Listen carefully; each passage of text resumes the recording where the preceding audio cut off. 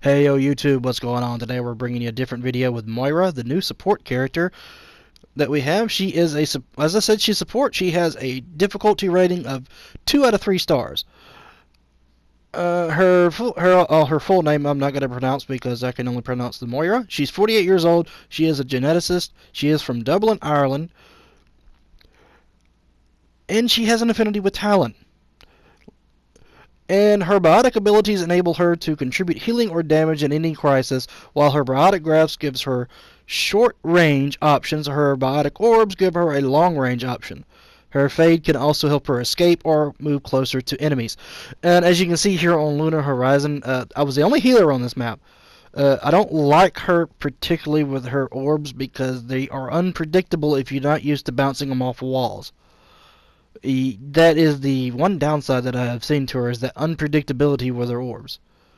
Especially if your team's fighting in the choke like mine is and they're just overextended. Yeah, you're going to be hard pressed. Watch your little white bar here on the side, because as soon as it depletes, you're either going to have to do that, where you do damage, or you're going to have to wait 45 seconds for it to come back. This also helps if you're trying to heal somebody on your team like a tracer and they just run around like a donkey. So it is kind of some of those things that's telling them to sit your freaking ass still. Or the Farah. I was going to heal her, but she decided to fly up. Junkrat, on the hand, got the right idea. He came towards me. Now, like I said, her orbs are a bit unpredictable. They are extremely unpredictable. I still prefer Zenyatta. I would prefer Zenyatta's Transcendence to also discord the other team in the range, but her counters that I have found so far are Widowmaker. As you can see here, a good Widowmaker can just make anybody's day miserable. Reaper and McCree. Most of your major DPSs are going to give her a run for their money. Orisa, which is usually my main on one of my accounts, it's the one I'm playing now. Yeah, Orisa, I found a hard time to narrow her down and shoot her, even when I was booping her in. But as you can see here, her biotic grasp does have a bit of a decent range to it. So you can see where the diva is compared to mine. And you can see it there again. The only thing is, it's not like Symmetra's. Symmetra's, you can just hold the button down and it builds up charge. Hers is not going to do that. What you see is what you get. But you can see that if you go in here with her Fade ability, as I go in here and wreck the Bastion with it, as you can see, her Fade ability can actually punish the other team that when they overextend. So if they're pretty good on health and they're not focusing on you, yeah, that right there can do a lot of damage. If you play her, I do recommend, if you don't like the default controls, I would actually recommend changing them. That's what I did on the Lunar Horizon map, but on this play here, no, I did not do that, because I thought I could play her default controls. I do not like her default controls. Yeah, getting into that with these choke points, I can see where she has value with her orbs, sending them out ahead of the choke point, ahead of the other team. Either healing or damage can either help your team get in there or either help push the other team back.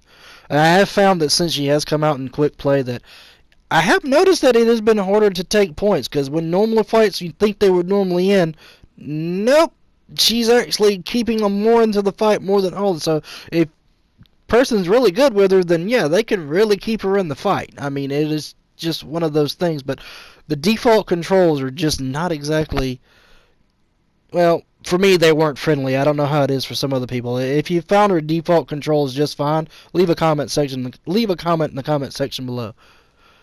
I don't, it's just one of the things. And then Coalescence is actually one of her, I have to say, I like her Coalescence ability better than Zenyatta's Transcendence, as the fact that it can do damage as well as heal you and your team. But on the downside is well, there's really not a downside to that. It's just that fact that Zenyatta's ult only heals when I would wish it would discord as well. Those are just some of the things that I have seen with her. But her being a solo healer is just not contributing to it. It's just not actually good for a team. Having a Mercy alongside a Moira, then yes, now that can actually yield a pretty good meta in comp, because you'll have a person that can heal and also deal damage, especially a long range damage. I would prefer people in comp to actually pick this person over a Widowmaker or a Hanzo. You're a cunt, by the way, Hanzo, just wanted you to know that. But yeah, so if you can go and see here that if you do decide to use Moira, now she does build her ult really quickly. I mean, it is amazes me how fast she builds her ult. She builds it off so quickly that when you go to use it, you don't realize you have it again. But a good Mei can block your coalescence, so I would be a little concerned about that. That is just the one thing there. But those are just my personal opinions on Moira. Moira, however you want to pronounce her name, how her playstyle, what I would presume her playstyle would be. It's just some of those things that when they release characters, there's going to be balances and checks. But that's it for this video. Hey, if you guys like that, be sure to hit that like button. Also, one thing, if you're a Darksiders fan, how excited are you that the third one is actually coming out in 2018? And what are your thoughts on the Mercy nerf? Leave your comments in the comment section below. Don't forget to like and subscribe.